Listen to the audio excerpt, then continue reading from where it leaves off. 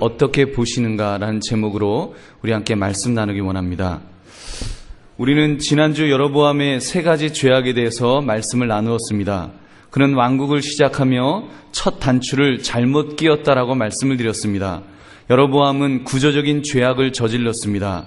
그는 베델과 단에다가 금송아지를 만들어 놓고 그것이 하나님이다라고 말하면서 거짓된 제사를 드리도록 했습니다. 그는 레위인이 아닌 사람을 제사장으로 세웠다 그랬습니다. 그는 절기를 자기 편리한 대로 날짜를 바꾸어서 함부로 지켰다라고 그랬습니다. 이러한 죄악은 늘 북이스라엘에게 임하였고 첫 단추가 잘못 끼워진 죄악은 늘 북이스라엘을 따라다녔습니다. 오늘은 그런 여로보암에게 임한 하나님의 진노를 살펴보기를 바랍니다. 하나님께서 그 죄악에 대하여 어떻게 반응하셨는지를 살피심으로 하나님은 죄악을 어떻게 보시는가, 하나님은 죄악을 어떻게 보시는가라는 제목을 가지고 함께 은혜를 나누시는 저와 여러분이 되시기 바랍니다. 첫째, 하나님은 어떠한 죄인에게도 회개할 기회를 주십니다.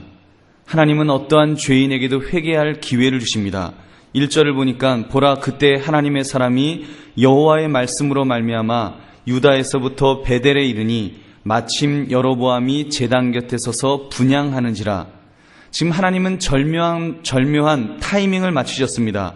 여로보암이 막 제단에서 분향을 하려고 했습니다. 한마디로 딱 걸린 것입니다. 그의 마음이 아직 자기의 거짓된 죄로 강팍해지기 전이었습니다.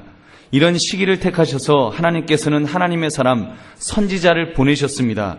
그리고 그에게 그가 지금 분향하는 제사 지내려고 하는 것이 그것이 얼마나 죄악인지를 하나님께서 경고하신 것입니다.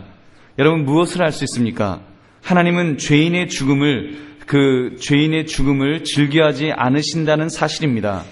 오히려 하나님은 죄인들이 돌이켜서 살게 되기를 바라시는 분이신 줄 믿습니다.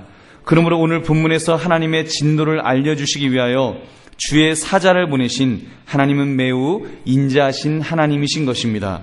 여러분 출애굽 때에도 보면은 애굽왕 바로에게 하나님께서 얼마나 많은 경고를 주셨습니까? 자그마치 10가지 재앙을 내리시면서 그로 하여금 회개할 수 있는 기회를 주셨다고 할 수 있습니다.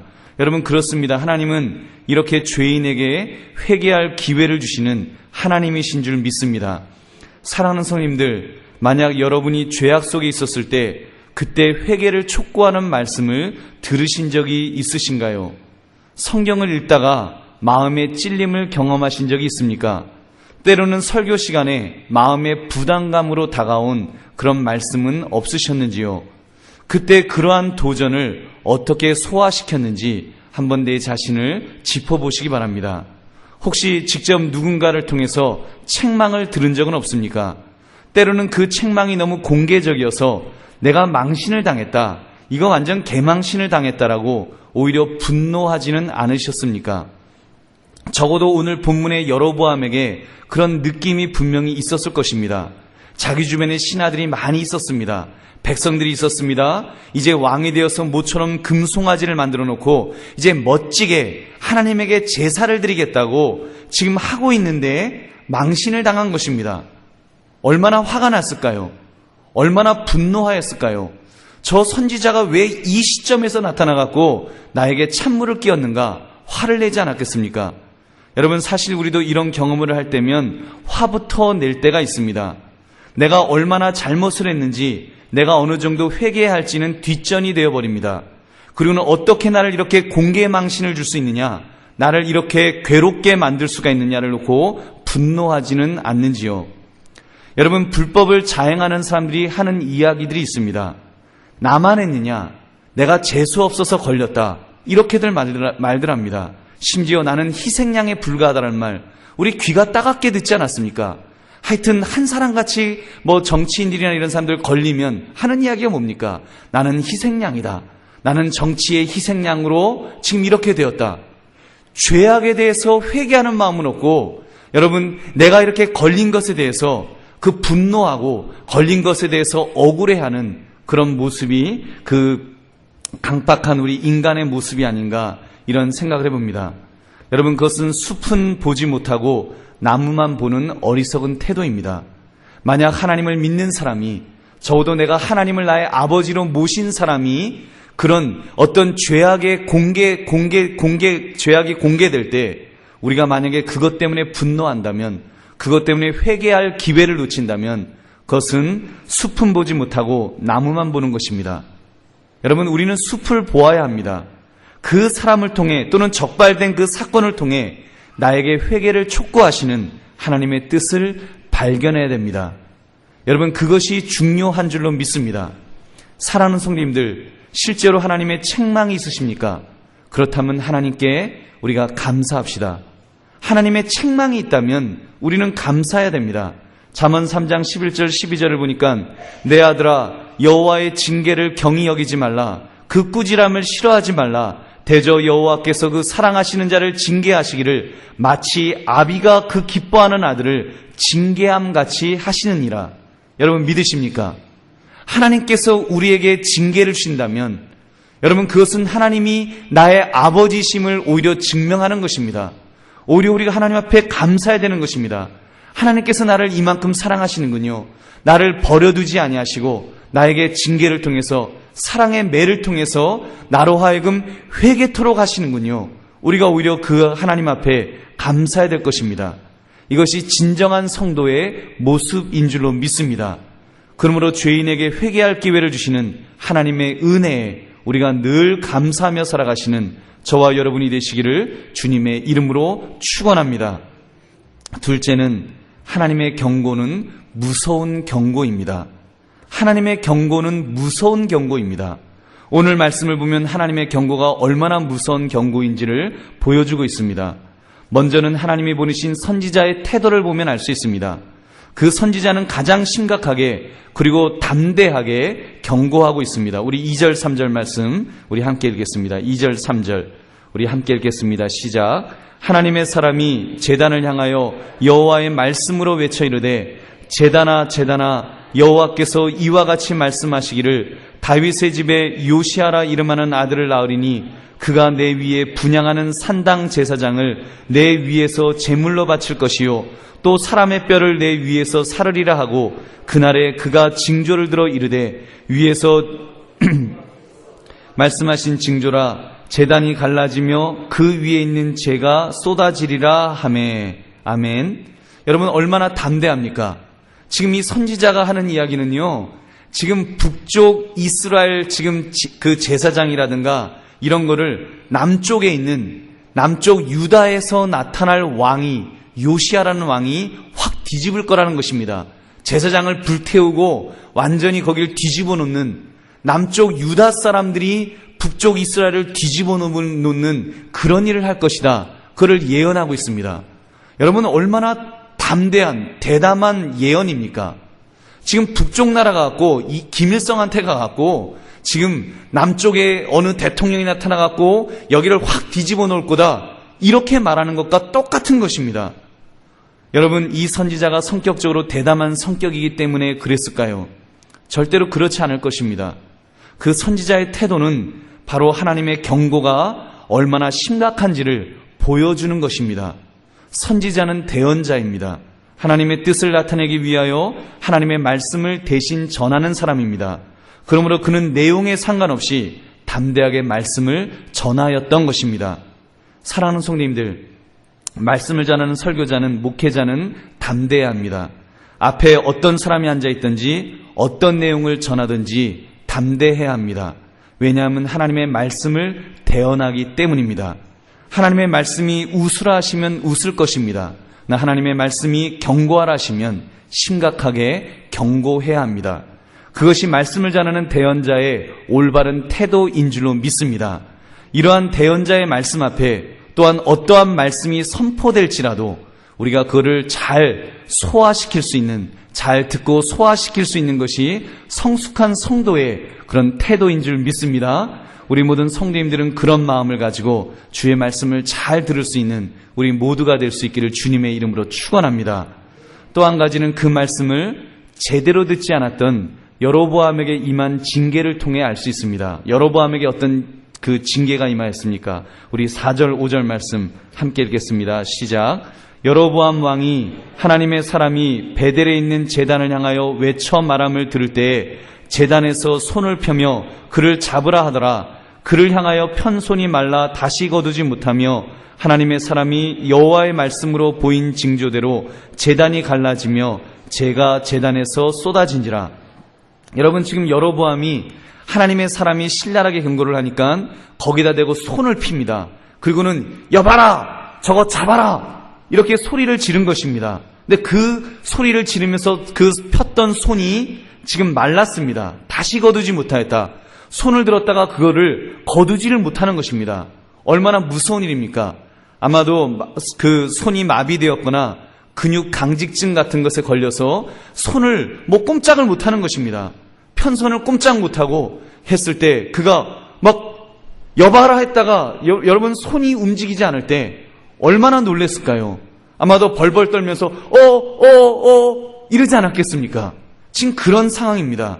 그뿐 아니라 제단이 갈라지면서 그때 재가 제단에서 쏟아졌다 그랬습니다.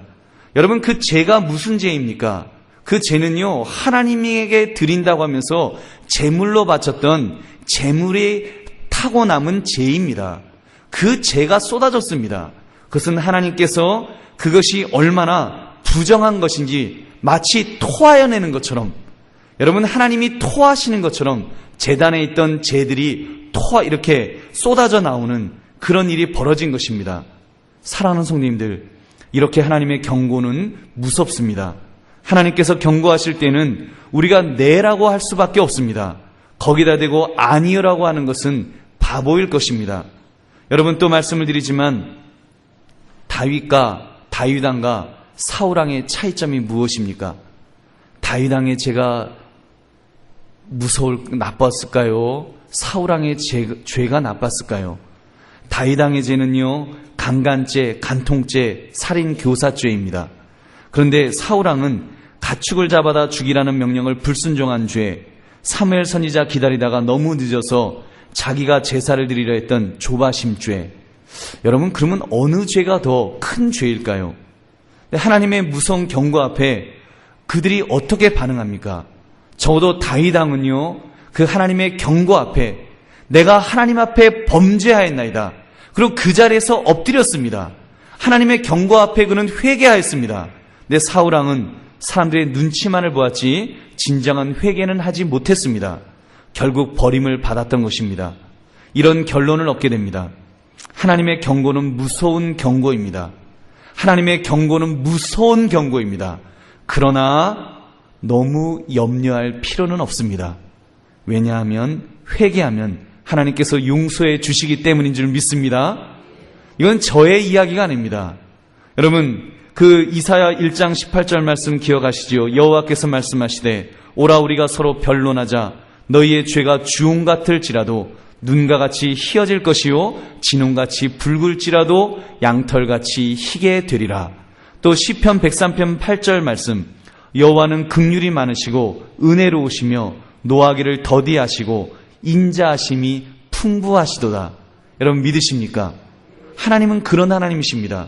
하나님은 우리가 죄를 지었을 때 무섭게 경고하시지만 그 경고 앞에 우리가 회개하면, 우리가 예수 그리스도의 십자가를 의지하면서 주님, 내가 죄를 지었습니다. 내 죄를 용서해 달라고, 주의 보혈로 내 죄를 씻어달라고 우리가 고백할 때, 우리가 회개할 때 주께서는 어떤 죄라도 용서하여 주시는 줄로 믿습니다. 여러분, 그래서 이것이 복음입니다. 이것이 기쁜 소식입니다. 구약의 율법, 하나님의 진노, 하나님의 경고, 이것은 굉장히 무서운 것이지만, 그러나 우리에겐 예수 그리스도의 보혈이 있기 때문에, 그 구원의 길이 있기 때문에 여러분, 우리는 참으로 너무 염려할 필요가 없고 우리가 회개함으로 하나님께 용서를 받으시는 저와 여러분 되시기를 주님의 이름으로 축원합니다. 언제 무서운 경고가 됩니까? 여러분, 그런 회개의 길이 있음에도 불구하고 회개하려고 하지 않을 때, 변명만을 늘어놓으려고 할 때, 그때는 여러분 더 무서운 경고가 될 것입니다. 심지어 죄악의 저주가 내게 임하는 비극의 주인공이 될 수도 있습니다. 그러면 늘 하나님께 회개의 기도를 드릴 수 있는 그런 은혜 아래 사는 성도가 되시기를 주님의 이름으로 다시 한번 축원합니다. 셋째, 하나님은 죄악에 대해 타협이 없으심을 보여주셨습니다. 죄악에 대해서 타협이 없으심을 보여주십니다. 여로보암이 손이 마르자 너무 당황하였습니다. 아마도 하나님에 대한 무서움을 느꼈을 것입니다. 그래서 그 선지자에게 부탁을 합니다. 너는 나를 위하여 내 하나님 여호와께 은혜를 구하여 내 손이 다시 성하게 기도하라. 나를 낫게 해달라고 기도 좀 해달라고 부탁을 한 것입니다. 그래서 하나님의 사람이 여호와께 은혜를 구하니까 왕의 손이 다시 회복되는 역사가 일어났습니다. 여로보암의 입장에서 얼마나 기쁘고 감사했을까요?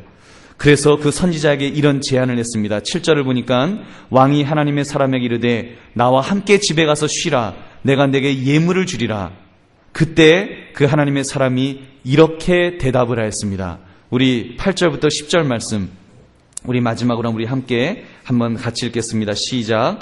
하나님의 사람이 왕께 대답하되 왕께서 왕의 집 절반을 내게 준다 할지라도 나는 왕과 함께 들어가지도 아니하고 이곳에서는 떡도 먹지 아니하고 물도 마시지 아니하리니 이는 곧 여호와의 말씀이 내게 명령하여 이르시기를 떡도 먹지 말며 물도 마시지 말고 왔던 길로 되돌아가지 말라 하셨음이니이다 하고 이에 다른 길로 가고 자기가 베델에 오던 길로 되돌아가지도 아니하니라. 아멘. 무엇을 할 수 있습니까? 하나님께서는 하나님의 사람으로 하여금 꼼짝도 하지 못하도록 명하셨습니다. 떡도 먹지 말고 물도 마시지 마라. 한마디로 말을 섞지 마라. 이런 내용입니다. 하나님께서 우상 숭배를 얼마나 미워하시는지 그 혐오감을 보여주실 필요가 있었습니다. 그래서 그거 보여주시는 것입니다. 여러분, 지금 이 시점에서 이 선지자가 얼마나 입장이 난처했을까요? 이제 이 선지자는 승리자입니다. 반면에 여로보암은 패배자로 그 선지자 앞에 꼬리를 내리고 있습니다. 꼬리를 내린 자가 선지자님 함께 식사를 좀 같이 하시지요. 제가 좀 예물을 드리겠습니다. 왕이 이제 그 선지자 앞에 아까까지만 해도 여봐라 하면서 소리 지르던 사람이 이제는 꼬리를 내리고 선지자님 하면서 이렇게 좋은 이야기를 하는 것입니다. 웃는 얼굴에 침 못 뱉는다고요? 좋은 마음으로 식사를 하지 않은데 안 돼! 라고 말하는 것이 얼마나 어렵겠습니까? 그러나 적어도 이 시점에서 그 선지자는 하나님의 말씀을 붙들고 있습니다. 다음은 조금 달라지지만 지금 이 시점에서는 그 선지자는 하나님의 말씀을 붙들었습니다. 그래서 단호하게 그 선을 그었습니다. 여러분, 이것이 하나님이 기뻐하시는 그런 결단의 태도인 줄 믿습니다. 그렇습니다. 하나님은 죄악에 대하여 단호하십니다. 하나님은 우리가 악한 자로부터 전염되지 않도록 죄인의 자리에 앉는 일을 금하십니다. 시편 1편 1절이 있습니다. 복 있는 사람은 악인들의 꾀를 따르지 아니하며 죄인들의 길에 서지 아니하며 오만한 자들의 자리에 앉지 아니한다라고 했습니다. 여러분, 또한 데살로니가전서 5장 22절 보니까 악은 어떤 모양이라도 버려라. 악은 어떤 모양이라도 버리라라고 그렇게 명령하십니다. 사랑하는 성님들, 하나님께서 죄악에 대하여 얼마나 단호하신지를 우리는 분명히 깨달읍시다. 죄악에 대해서는 다른 말을 할 필요가 없습니다. 변명의 여지가 없습니다. 여러분, 그런데 우리는 얼마나 다른 말을 많이 하고 살고 있는지요. 오늘날 이 시대를 살면서 우리는 많은 변명거리들을 이야기합니다. 저 같은 경우도 저의 영적 세계를 맑지 못하게 하는 한 가지가 있습니다. 그것은 지적 재산권의 문제입니다. 과거에는 없던 법인데요, 요즘은 지적 재산권이 얼마나 우리 크리스찬들을 괴롭히는지 모릅니다. 심지어 며칠 전에 보니까 어린아이가 아무개 가수의 노래를 불러서 자기 웹사이트에 어느 사이트에 올려놨다는 것입니다. 근데 사람들이 그 아이가 부르는 노래를 인기가 좋아서 막 이렇게 들었나 보죠. 그랬더니 허락 없이 남의 노래를 불렀다. 그래갖고 그 노래를 지워라 해서 지웠다라는 기사가 이렇게 실렸습니다. 그 정도로 지적 재산권 문제가 아주 무섭습니다. 다 지키자니 너무 피곤하고 안 지키자니 껄쩍지근하고, 아무튼 여러분, 이 죄악에 대해서 우리가 좀 더 단호할 필요가 있다는 것만은 우리가 오늘 말씀을 통해서 분명한 도전을 받을 수 있기를 원합니다. 오늘 말씀에서처럼 하나님께서 얼마나 죄악을 미워하시는지를 우리가 살펴봄으로써 그것들을 단호하게 자르며 살아갈 수 있는 저와 여러분 되시기를 주님의 이름으로 축원합니다. 말씀을 맺습니다. 하나님은 죄악을 어떻게 보시는가라는 제목으로 말씀을 드렸습니다. 세 가지를 살펴봤습니다. 첫째, 하나님은 죄인에게 회개할, 어떤 죄인에게도 회개할 기회를 주신다 그랬습니다. 둘째, 하나님의 경고는 무서운 경고라 그랬습니다. 셋째, 하나님은 죄악에 대해 타협이 없으심을 보여주셨습니다. 여러분, 그렇다면 오늘 이 말씀 앞에 우리 자신들을 돌아봅시다. 주께서 우리에게 경고하실 때 여러분, 그 경고가 얼마나 무서운 것인지를 우리는 분명히 깨달아야 합니다. 그러나 두려워할 필요는 없습니다. 우리가 예수 그리스도의 십자가를 의지하면 여러분, 나의 죄악을 하나님 앞에서 인정합시다. 주님, 내가 죄인이라고, 내가 또 죄를 지었노라고 주님 앞에 고백합시다. 그리고 그 죄를 용서해달라고 주님 앞에 부탁합시다. 그리고 내가 다시는 것을 반복하지 않겠느라고 결단합시다. 그러면 하나님께서 우리에게 하나님의 놀라운 은혜를 부어주실 줄로 믿습니다. 여러분, 그러므로 정말 우리가 이제는 그 죄악에 타협하지 않고 내가 하나님 기뻐하시는 모습으로 내가 오늘도 살겠노라고 이렇게 결단하며 나아가시는, 그래서 타협이나 변명이 아니라 단호하게 그것들을 멀리하며 정결한 삶을 살아가시는 저와 여러분 되시기를 주님의 이름으로 축원합니다. 우리 함께 통성으로 기도하겠습니다. 오늘